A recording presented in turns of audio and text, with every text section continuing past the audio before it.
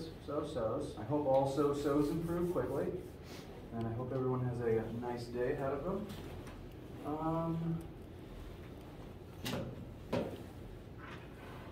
I feel like I'm more scatterbrained than normal today, which is saying something considering how I usually am, so I apologize for that. I get pause for water a little bit more usual. Get plenty of sleep, pro tip. Any questions, random or class related, before we get started today? Yes? We have lab today, right? Yes, lab this week, lab today. If you were signed up for the Wednesday time, I've got a few people joining Wednesday because they had to miss other days this week, which is fine. I'm rambling, yes, lab today. Anything else? All right. Let me go over this so my drawing doesn't interfere until it's needed. Today is Wednesday, January 26th, and things to note, the take-home lab from last week has been due. If you haven't turned it in yet, do please get it to me. I'm not especially bothered by late things. I just want it in so that you get a grade for it. Things to note moving forwards, there is the math review achieve homework assignment that is due Friday at midnight. We will still meet for lecture that day before it is due at midnight that day. But do keep that on your calendar. Do please be working on that. After that, the Chapter 1 homework and quiz are due Monday at midnight. That is to say, we will have class that day to ask and answer any questions about it, and then it'll be due that night by midnight before the end of the day. My plan today is to pretty much make sure that I have touched on all of the Chapter 1 content that I gave you to look at. I wanted to make sure to at least mention it out loud in class for those who learn better in person. And my goal is to then begin moving into Chapter 2 material, which is an introduction to forces and Newton's laws on Friday. Today's topics will also be very useful in lab today if you haven't had lab yet this week. If you have had yet lab this week, consider them expanding upon those principles of 2D motion and falling.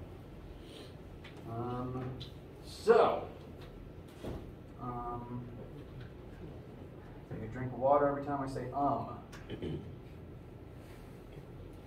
When last we left off on Monday, we had gone back over these first 4 formulas, which are very important and will come back up constantly.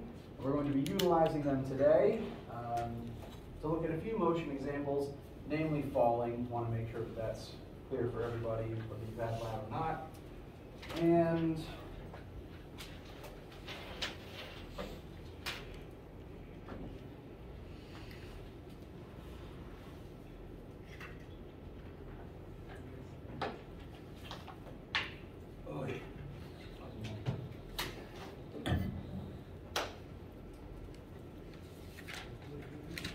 wow, I'm really losing my train of thought today. Get good sleep, everyone. I'm not kidding.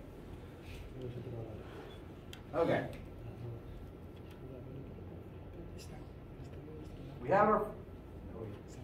We have these first 4 formulas. We're going to start using them in various practice exercises.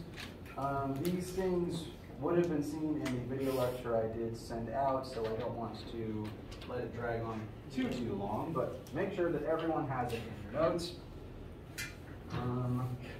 Question 1 is a quick sample question. We have a known velocity, we have a known time. We want to figure out the displacement traveled during this particular amount of time. As general advice, when working a physics word question like this one, I recommend read the question all the way through. You drive at 55 miles per hour for 23 minutes. How far have you traveled? Once you've read the question, start listing all of the things that you know and don't know. We are told velocity of 55 miles per hour. We are told a time of 23 minutes. And we are asked how far we've traveled. We can can write that as delta D. You could possibly write it as delta X. Delta D, X, or Y are kind of all interchangeable. If you see them on your formula sheet. Apparently I'm not the only one who needs a nap.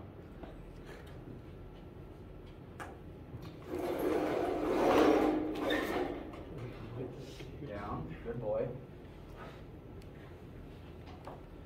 Delta D, delta X, and delta Y are all interchangeable. They just refer to specific axes if you're caring about horizontal versus vertical. You can switch them out.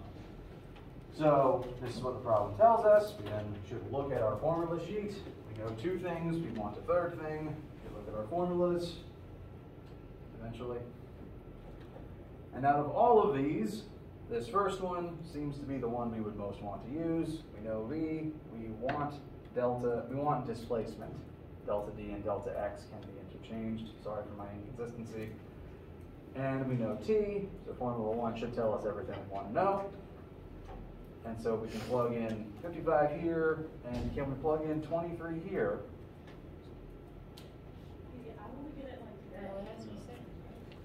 Very good. We have a slight unit incongruity.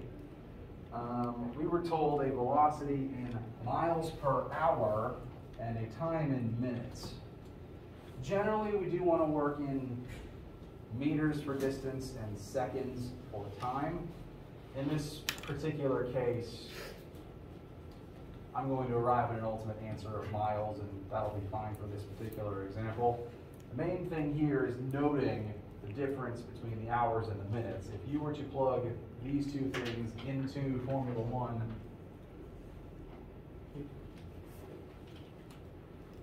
I'm 2 for 2 this week. This is unprecedented.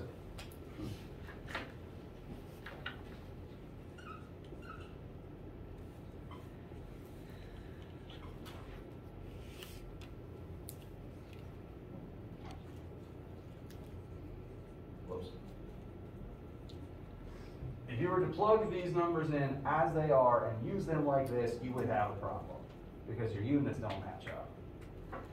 The goal would be to multiply time by both sides. You'd be multiplying miles per hour by minutes. That doesn't cancel out hours. That won't leave you successfully with miles. We need to, what I would recommend as the simplest thing to do is convert minutes into hours. That seems like the simplest thing to do for right now. And again, just to highlight my railroad ladder method, 23 minutes, there's 60 minutes in 1 hour. So 23 divided by 60 would be the number of hours. I believe that's 0.38 based on what I did last lecture. Why do you do hours instead of seconds? Good question. Officially, if I was being a thoroughly accurate and scientifically precise physicist, I should probably convert it to seconds. But that would also require me to convert this into miles per second or maybe meters per second.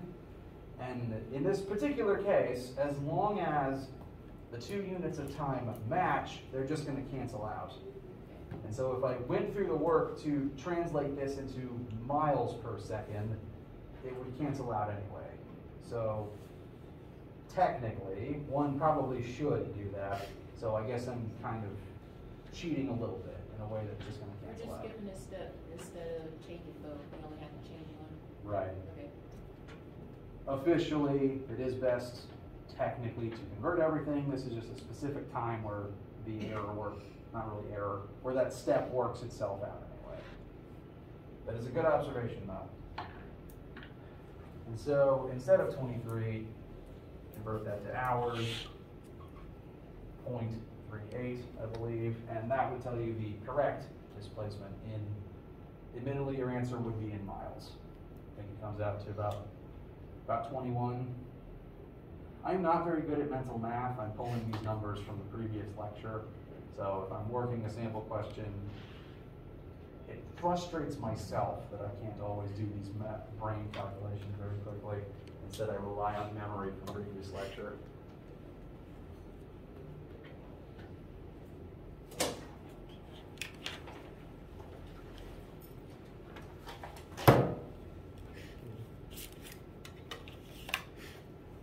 20.9. Does anyone disagree? All right. Now, any questions about this quick little sample? Okay. I also want to look at the second one in this page, but I want to give it a bit of a preamble first, because if you've had lab this week, and you've already heard my spiel about falling, but I'm going to expand on it now.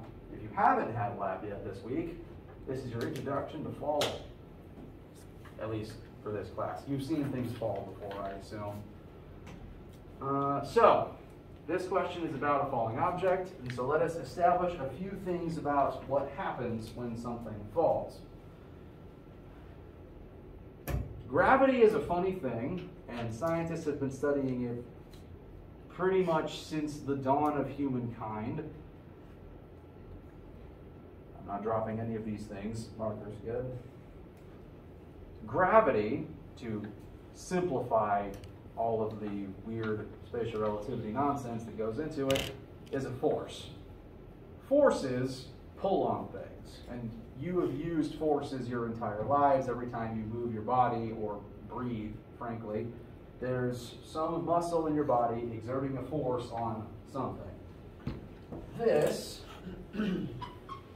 formula I have just put in a green box is one that you may have dealt with before. It's likely one you've at least heard out loud before, if not from me, from other science teachers, and probably on kids' TV when you were young.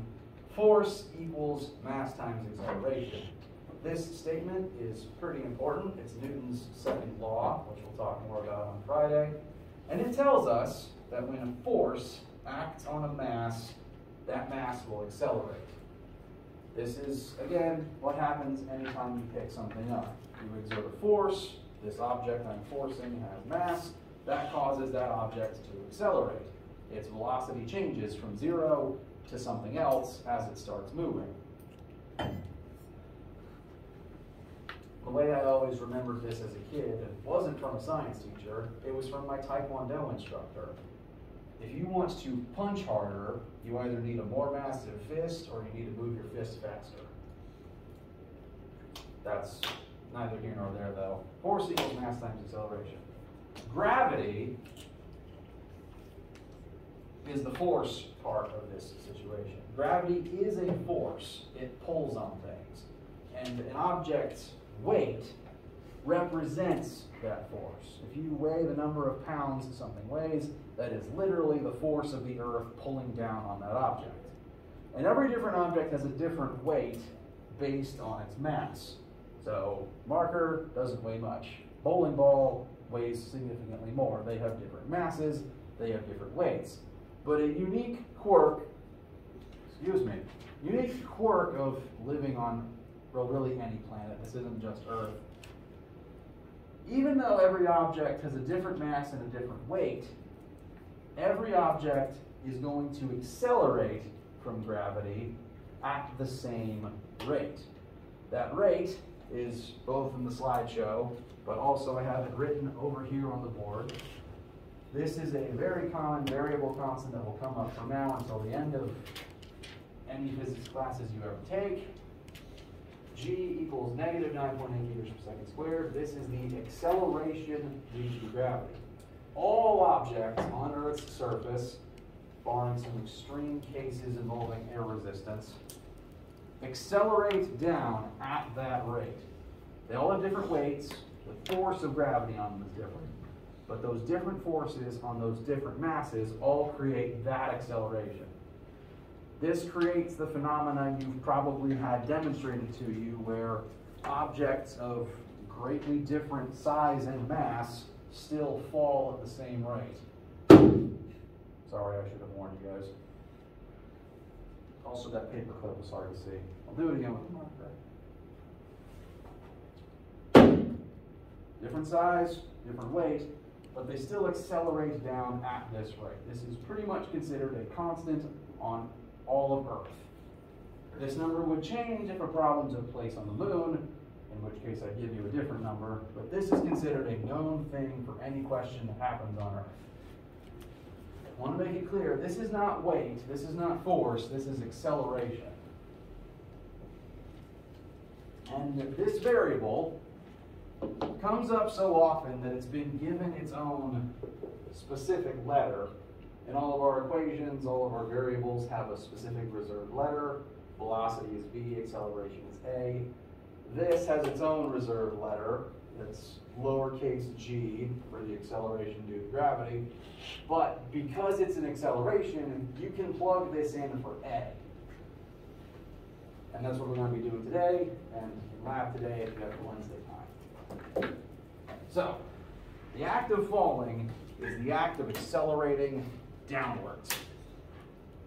Cool?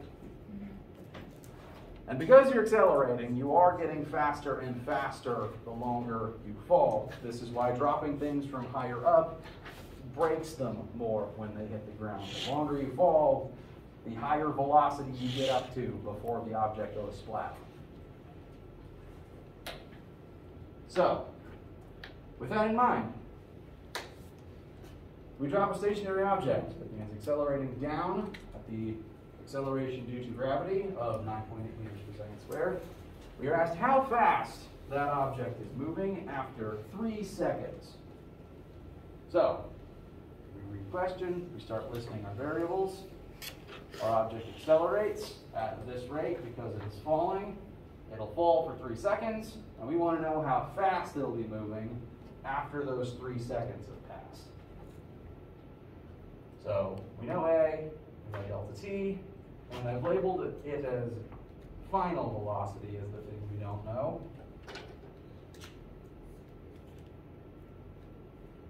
Those are the two numbers the problem gives us. We want to know this third one. Now, within physics, sometimes our word problems can give you more numbers than you can easily see. If you just read through the question, admittedly there's only 2 literal numbers presented to you, but there's some extra information that we can extrapolate. For one, as long as we know this happens on Earth, it doesn't necessarily even need to tell us this number, because this will be true on for any question that takes place on Earth. But for this specific wording, we're told we're dropping a stationary object, which means it starts in our hand from rest. What does that make its initial velocity? 0. It wasn't moving yet. Not a trick question. So that's one more variable that we can list. One more number that we know for certain.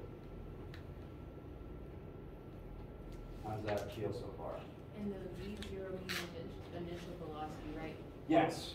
V0 is initial velocity. Sometimes it might be VI. I'm trying to be more consistent between what's on board and what's in the notes. So initial velocity, sometimes it might be called V naught, but that's the British version of naught, meaning 0, basically.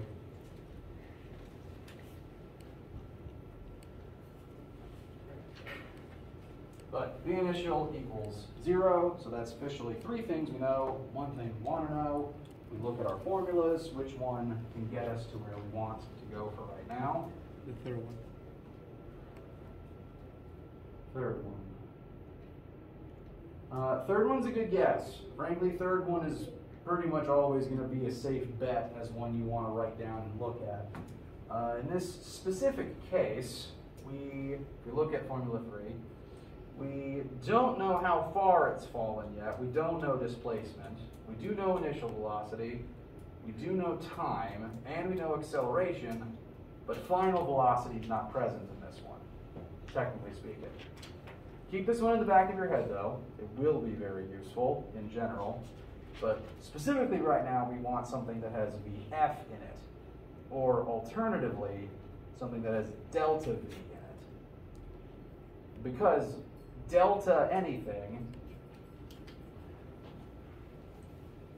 is always final minus initial. Delta anything means change in something. If it changed, it went from something to something else. So even though we specifically want VF, we know V naught, V initial, excuse me, which means that any formula that has a delta V is valid for what we're trying to do here. So keep Formula 3 in mind. It'll be very useful, but of the other three present, which one will probably get us where we want to go? 2, second one. 2, very good. Yeah, we'll just move forward with Formula 2 for right now. A equals delta V over delta T. I'm going to go ahead and swap in VF minus V initial for the time being. And now we're safe to plug everything in and just proceed. So negative 9.8 will be VF minus 0. The minus 0 will just go away. No big deal there. And 3 seconds. So what's that going to make our final law today?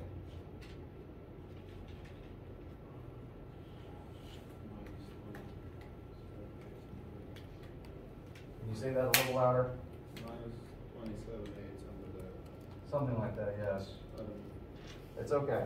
No, you're on the right track. I just, again, I have a block when it comes to mental math. 29.4 actually. Does anyone disagree with negative 29.4 meters per second?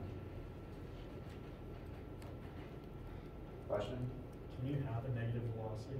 You can, in fact. That is a very good question, and it's what I wanted to talk about next.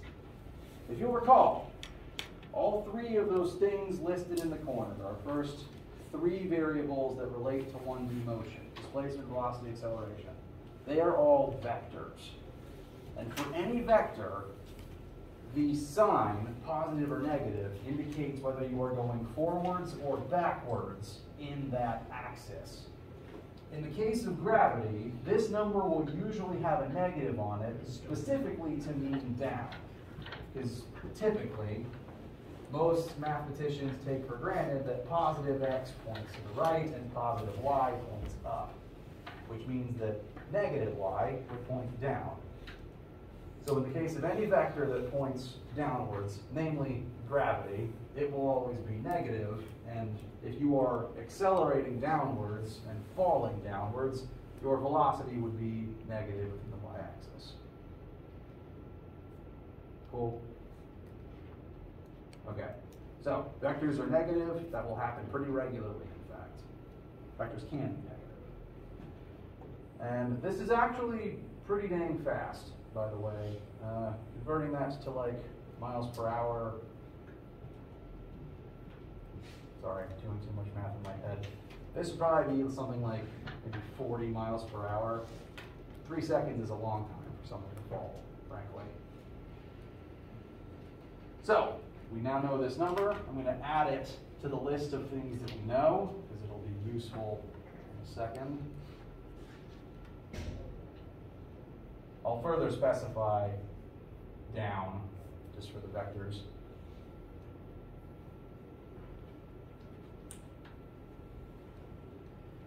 And if we look at the question again, there's one more thing we're asked. How far does this object travel as it falls for 3 seconds? So,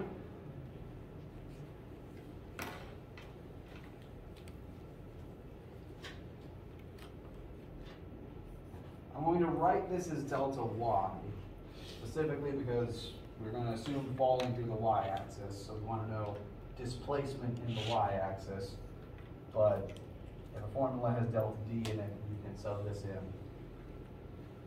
So we've added one more thing to our list of knowns, and this is now the thing we are searching for. So we, with that information, look back at our formulas, and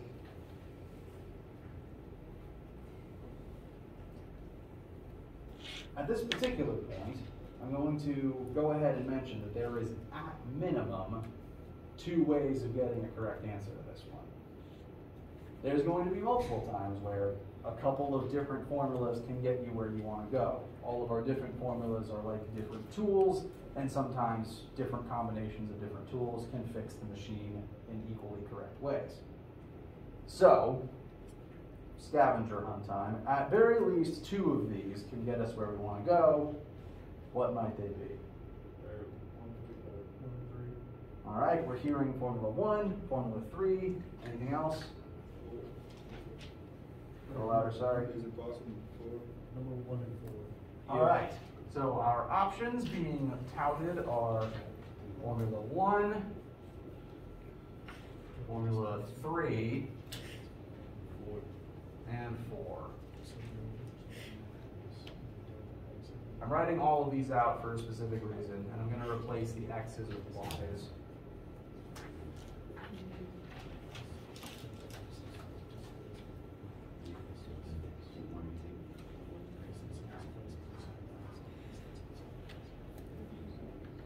Fantastic job.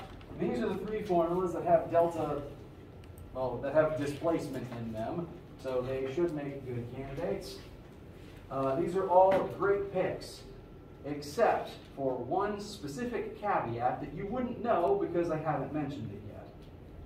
All of these have things we know, the things we want in them. We're after displacement, they all have displacement in them. There is a small problem with number 1 that I haven't mentioned yet.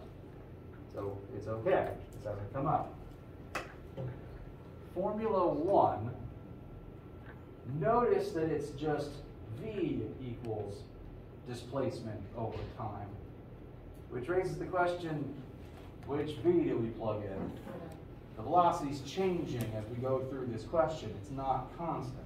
Depending on what time it is, there's different velocities. So the issue with this formula is, when this formula was written, it was created to be used only in circumstances where there is no acceleration. And so this is a big caveat asterisk that you can write on your formula sheets and in your notes. Please do go ahead. This Formula 1 only works when there is no acceleration, specifically because of the fact that there is just a V and not a delta V, and that there isn't an A term in it either. It doesn't account for cases where the acceleration exists, because that inherently changes the velocity, which just isn't in this formula. So write that down in your notes. I will bring it up as it comes up again, don't worry, but it is something to keep in mind. In general, anytime you want to use Formula 1, Formula 3 will probably be just as good, if not better. Because, looking at Formula 3, let's say that we were examining a case where we wanted to know the motion of an object that wasn't actually accelerating. So, we plug in our numbers, A turned out to be 0, this whole thing goes away. Does this remaining piece, without the back end, look familiar? Formula 3 is just a bigger version of Formula 1. It accounts for more cases because it has the acceleration in there. It's more specific. It's the more specified version. I guess the more generalized version, actually. So, Formula 1 works in this specific case. For all other cases, Formula 3 will cover the same things. And because this accounts for acceleration, and because it specifies which velocity to plug in, this is a fantastic option for getting to our answer right now. But Formula 4 also works in this particular case, because we know final velocity, we know initial velocity, we know acceleration, we want to know displacement. So 3 or 4 both work here perfectly fine. Questions? Okay. I'm going to show working through 3 briefly, because it's the one that comes up most often, so it's good to see it worked. So, we're after displacement. We want to know how far we move vertically. Our initial velocity is 0, so we plug in a 0 for V initial, and anything times 0 is 0. So this whole term is just going to go away. So I'm just going to make that whole thing is 0, plus 1/2 times negative 9.8 times 3 squared. What will that make our delta y?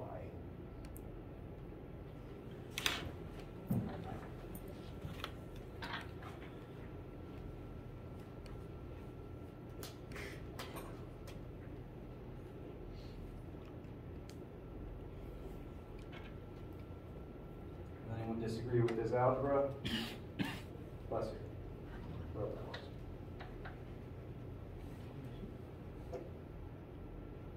Going once, going twice. So, this is a long ways to fall, frankly. 44 meters would be about half a football field. 1 meter is slightly, 1 meter is slightly longer than a yard. So, pretty long distance to fall. Note, this number also came out negative because displacement is also a vector. And in case of falling, you end beneath where you began. So your answer would come out negative for that reason. Questions? Okay. How do you feel so far?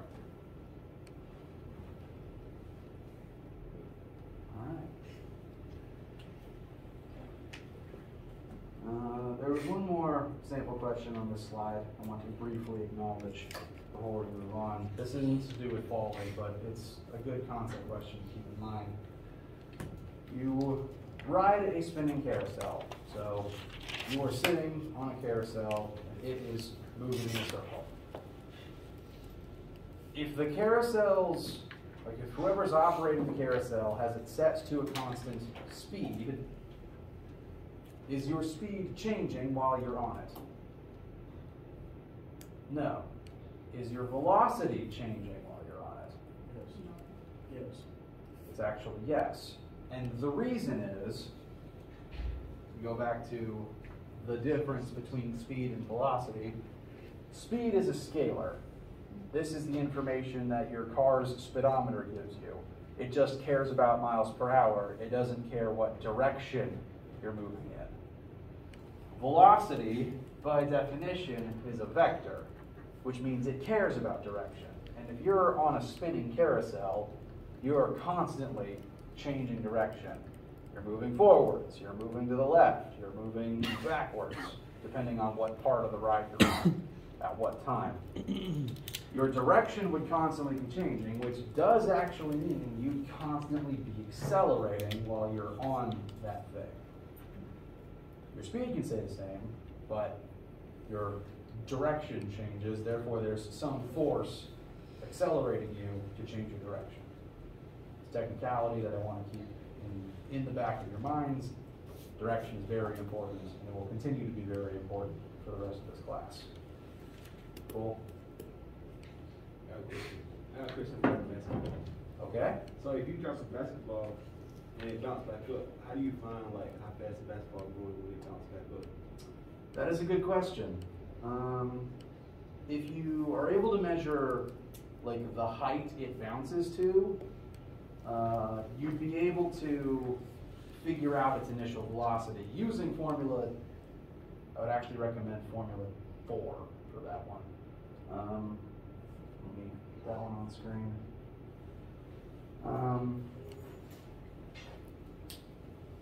This is a very good question. I'm very glad you asked. Okay. Basketball falls, hits the floor, and eventually it will rise back up. Probably not at the same height, actually. It always comes up slightly beneath where it began, usually. So, the second it leaves the floor, it has a new upward velocity. But even though it's moving upwards, so I'm going to go ahead and list some initial upward velocity, let's just say 5 meters per second for simplicity's sake. As soon as it bounces, it's moving up. But even though it's moving up, it's still falling. The definition of falling, when an object is in free fall, is the state in which gravity is the only force acting on it. And after the ball leaves the floor, gravity's still the only thing touching it. So even though it's moving up, it's still falling downwards. Or rather, it's still accelerating downwards. You can move up and accelerate down at the same time. That's why you go from, as soon as it, I'm just going to throw this to represent the bouncing upwards. As soon as it leaves my hand, it's going really fast upwards, but then it slows down as it reaches the peak. It's slowing down because it's accelerating downwards. And that continues as its speed goes from positive to 0 and down into the negatives as it falls again. So, this is its initial velocity. As it reaches its apex, its velocity would drop to 0 because it accelerated from a positive number to 0. And the acceleration would still be negative 9.8 because it's technically falling as it rises. Or rather, it's accelerating because of gravity, even though it's rising. So, final velocity is 0. Initial velocity is what we're solving for. 2 times 9.8 times the height it bounces to. And that could tell you the velocity at which it left the floor. Does that make sense? Cool? Falling's real weird. Because technically anything, once it leaves, if you throw anything, the second it leaves your hand, it is falling. Even if it starts by going up. Yes? You would use the second height from where it hits its peak on the second bounce, right? Yes. If you wanted to know the speed at which it leaves the floor, you'd want to know the height it rose to. Gotcha. If you wanted to know, okay, the second it hits the floor, that's like a pause, experiment, change, we need to take new data now. Because as soon as it hits the floor, there's a collision, there's new forces involved, there's an exchange of energy. You kind of have to start a new batch of equations at that point. Before it hits the floor, if you knew like its initial height, how long it took to hit the floor, you would be able to figure out like how fast it was thrown or how fast it hit the floor before its velocity changes. We're going to do a whole chapter about collisions and the energy exchange involved in this.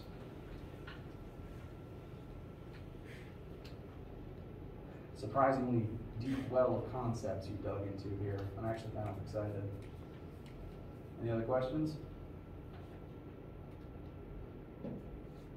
Okay. Thing to remember, you can fall as you rise as long as there's no force pushing you upwards. As soon as marker or ball leaves your hand, as long as nothing else is making it accelerate, as long as it doesn't have like a rope tied to it, or a rocket pack attached to it, it's technically falling. This also includes bullets and arrows as it happens, because they're just there's nothing accelerating them once they leave the bow, for example. They're just moving forwards and falling down at the same time. Which is actually what I want to talk about next, as it happens.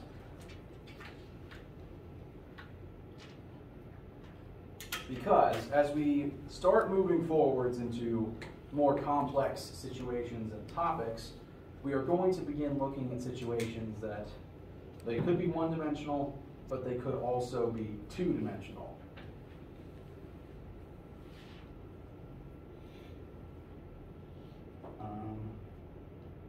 So far, we have only done one-dimensional, either forwards or backwards in one axis. Alternatively, maybe up or down in one axis. And as we continue, there's going to be cases where something moves in more than one axis at once. Frankly, we do this all the time.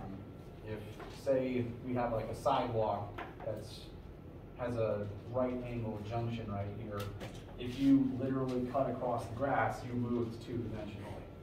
You moved in the X and the Y at the same time if you take this alternate path here. And two-dimensional motion is actually not that complicated, because the two different axes, the x-axis and the y-axis, are kind of like different parallel worlds that don't actually affect each other all that much. Whatever happens in one does not immediately affect the other.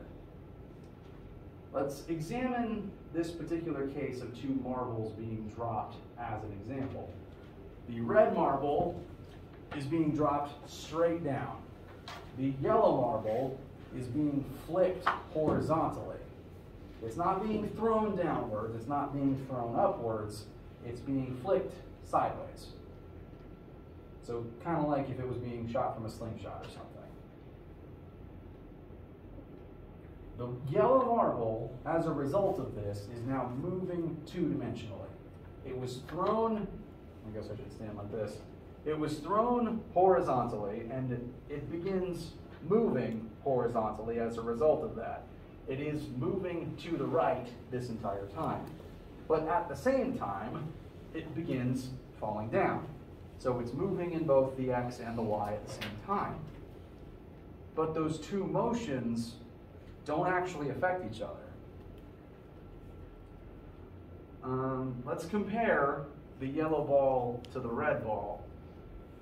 Each of the different balls shown is kind of like a different frame of a high-speed camera. It's like a different snapshot in time. So the two balls were released, and then 1 millisecond later they took a picture. 1 millisecond after that they took a picture. And notice every single concurrent frame, they're falling at the same rate. They're keeping pace with each other. They match up with each other on these vertical stripes placed in as a reference point. Even though the yellow ball is moving sideways, that is not affecting the rate at which it's falling. Both objects are still accelerating downwards at the same rate. And I can tell that they're accelerating because in the early frames, the change in height is very small between each frame. That means the ball's moving very slowly. It just started moving. But the further down you go, the later in time you look, the frames get further and further apart. The ball's moving faster, so it covers more distance between photographs. So they are accelerating downwards. They're falling. They're accelerating at negative 9.8, but they're keeping perfect pace with each other because the yellow ball's horizontal movement has no effect on the vertical axis. I can actually, hopefully, replicate this in here, assuming I'm coordinated enough. I'm going to drop the red marker and flick the black marker, and hopefully they will hit the desk at the same time. The horizontal movement has no effect on the vertical. Simultaneously, the fact that the yellow ball is accelerating downward is doing nothing to its horizontal movement. We know that they're accelerating downwards. They're getting faster and faster downwards. But there are no horizontal tick marks here, so I have attempted to draw some very poorly, I will admit. My goal here is to show that every single frame that passes for the yellow ball is pretty much equidistant from the last one. It's not getting any faster horizontally. It's accelerating down, because that's what gravity does, but it is not accelerating sideways, because gravity doesn't pull you sideways. So its horizontal movement does not affect its acceleration downwards, and its acceleration downwards does not affect its horizontal movement at all. The only time where they intersect is when it hits the floor, because at that point it's going to stop moving in both axes. So, if I were to try to summarize in numbers what I'm seeing here, I've listed the red marbles variables in red and the yellow marbles variables in green, because I don't have a yellow marker, and if I did, it'd be very hard to read anyway. For the red marble, its initial velocities in either axis are both 0. It starts at rest, and it's just dropped. It wasn't moving until gravity started doing its thing. Bless you. Vertically, it then begins accelerating downwards, but it's not accelerating sideways, because Gravity doesn't do that. There's no force pulling it sideways to make it accelerate. So to separate the two axes, it's accelerating in the y, it is not accelerating in the x. For the yellow marble, things are pretty much the same, with the key difference that at the beginning of the experiment, it was flicked horizontally. So it does have an initial x velocity, but it doesn't have an initial y velocity. Initially, it was only flicked sideways. But concurrently, it's only accelerating down, it is not accelerating to the right. And since it's not accelerating to the right, this number won't change until it hits the floor. That's why it's constantly moving equidistant between frames to the right.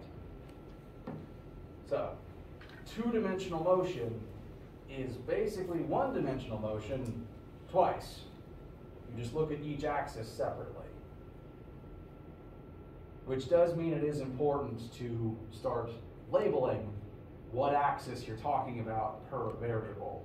I'm in personally the habit of adding a y or an x on my variables to specify what axis they're in. And not every question is going to be a 2D one, but they're going to start popping up because we're going to start looking at, in addition to just motion, more vectors as we continue on. And all those vectors are going to point in lots of different directions at the same time. Friday we're going to look at forces. There's going to be several cases where something's being pulled in multiple axes at one time. So labeling these will become very important, but 2D math doesn't have to be scary. We just keep each axis on its own, and we only intersect them when we need to. How's this sound so far? Okay. That is probably a good point to pause, actually, for today. Don't want to get too much further ahead. The rest of these are sample questions that I showed in the notes in the video lecture. Which means, on Friday, we're going to start talking about Newton's laws and forces, which will segue us into even more 2D motion as we continue. Any questions for right now? All right.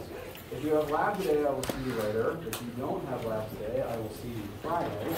And let me know any questions you have as you are working on your homework. Remember, the math review is due on math review achieve homework is due Friday. I'm rambling at this point. Don't let that stop you from going. Have a wonderful day.